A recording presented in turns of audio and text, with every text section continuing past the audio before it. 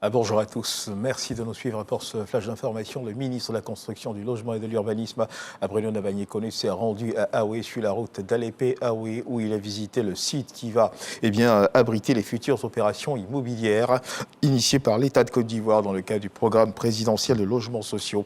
Occasion pour le ministre Bruno Nabagné-Koné de réaffirmer l'ambition du gouvernement de faire émerger un nouveau pôle urbain, une ville nouvelle, moderne, porteuse de développement pour l'ensemble de la commune d'Anyama et de la sous-préfecture de Brof-Doumé. Lancine et Bakayoko nous en parle.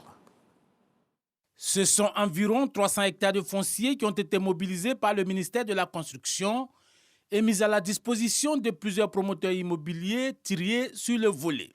Il s'agit pour Bruno Nabagné-Koné de relancer l'ambitieux programme présidentiel de construction de logements sociaux, économiques et de standing. Notre ambition, donner aux Ivoiriens un logement qui soit décent, qui soit abordable.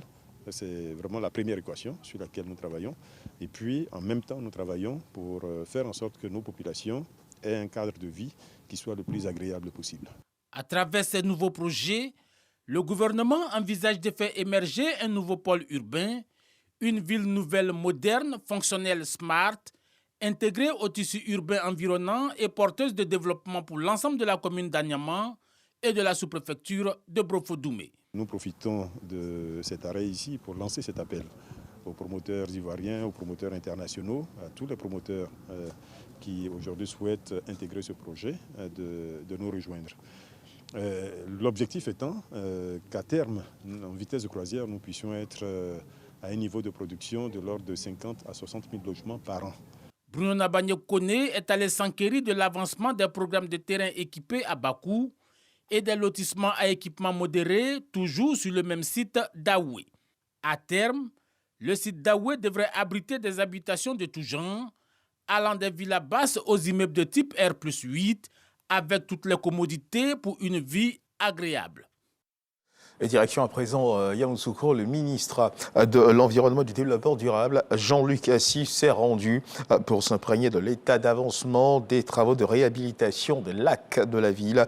Il s'agit de 13 lacs dont l'État de Côte d'Ivoire a mobilisé, pour lesquels l'État de Côte d'Ivoire a mobilisé environ 4 milliards de francs CFA, et les choses semblent aller dans le bon sens. Parlant bien sûr de l'entretien et de la réhabilitation de ces lacs, nous y reviendrons dans nos prochaines éditions.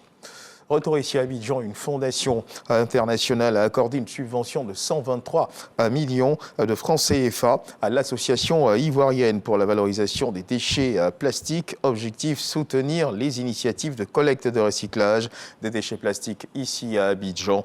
Ce projet s'étend sur une période de 24 mois et verra la collecte de 235 tonnes de déchets plastiques. Avec notre reporter Grace Kando, nous aborderons ce sujet certainement à l'édition de 13h.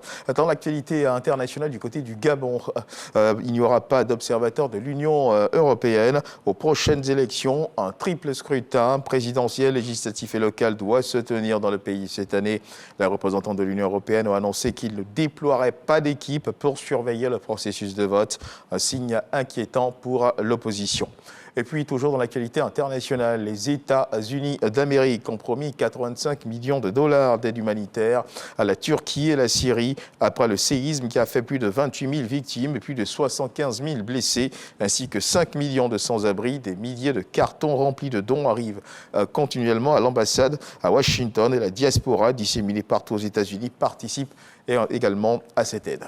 On termine ce flash d'information avec cette annonce du Dimanche Magazine. Le 8 février dernier, la ville de Yamoussoukro a abrité la cérémonie de remise du prix UNESCO Félix Houphouët-Boigny pour la recherche de la paix, prix qui a été décerné à l'ex-chancelière allemande Angela Merkel. Quel enseignement, quelle leçon tirer de cet événement qui s'est tenu ici en Côte d'Ivoire? Pour en parler, nous recevrons ce 13h Omar Diop, le représentant résident de l'UNESCO en Côte d'Ivoire. Voilà qui marque donc la fin de ce flash d'information. Merci de nous avoir suivis. Je vous retrouve à 13h pour le journal.